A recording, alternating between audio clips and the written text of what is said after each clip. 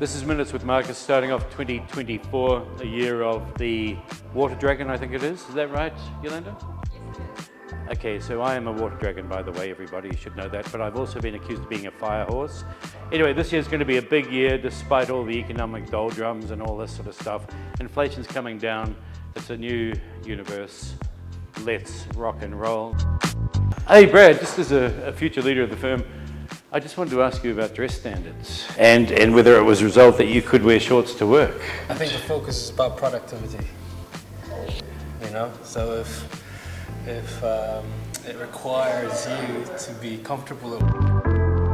Go out and play, mate. I'm sorry, sir. Go home and come back in a professional suit. And don't turn up again until you cover up those legs. Josie and I are just going to wander the main streets of Auckland, go and have a look at the construction, see how easy access to our office is, and just get a bit of a feel for the local environment. Naming rights? Naming rights? So here we are on level 8, Josie. We see that Queen City Law has the naming rights for this building. We go Queen City Law House. That's us right here, smack in the heart of the CBD. After you, Josie. It's right here in the main streets of Auckland. Look, there's Queen Street. Look at it. Look at that. After years and years of construction, we're actually finally going to be able to access our building again. It's only taken what seems like a decade.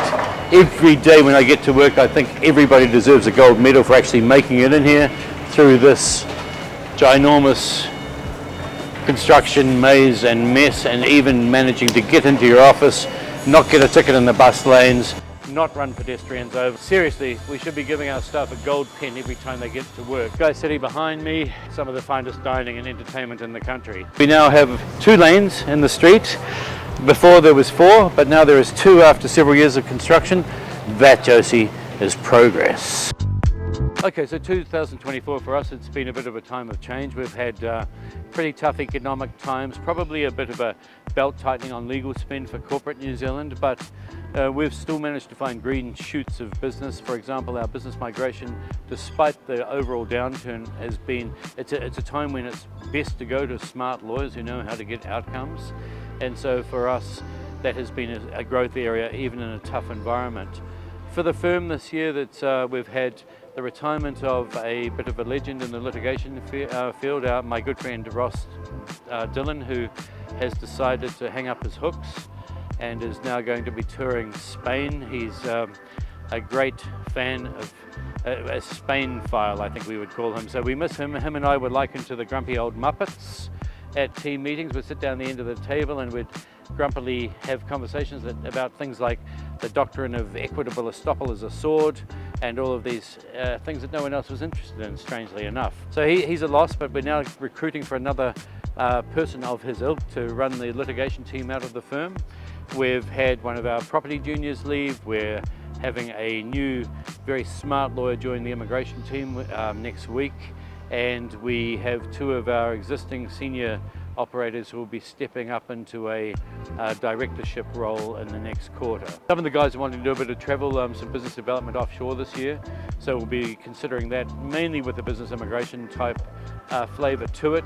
And we also have a couple of our high net worths from overseas who are looking at taking quite large positions in certain parts of our economy, so we'll be trying to wrap our legal services around those projects. Now, we've spoken before about political matters. New Zealand now has a new government comprising National Party, ACT and New Zealand First.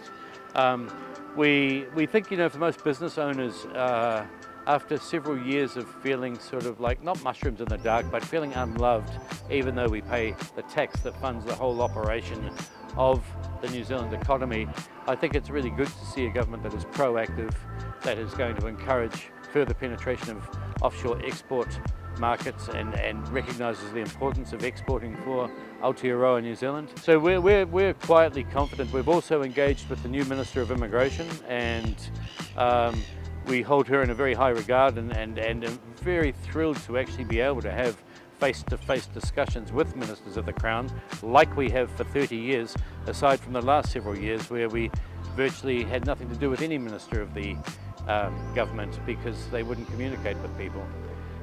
So, you know, that's a good sign, and from that discourse and those discussions, good things eventuate, and we are hoping that the regulatory framework in terms of immigration, including business immigration, will become more attractive and will have a greater positive impact on our economy. Okay guys, so that was Marcus, Minutes with Marcus for kicking off 2024, all over the show for sure. Looking for a really solid performance this year out of our team.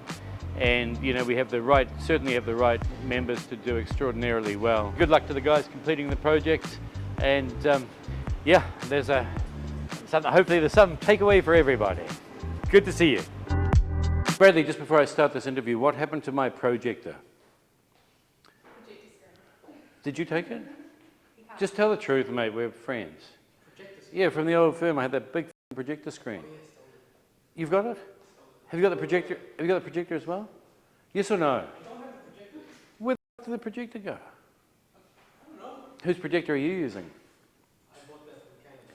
So you just stole my screen? Don't remember. But Don't did... want to protect yourself, because this is on video. Stole my projector.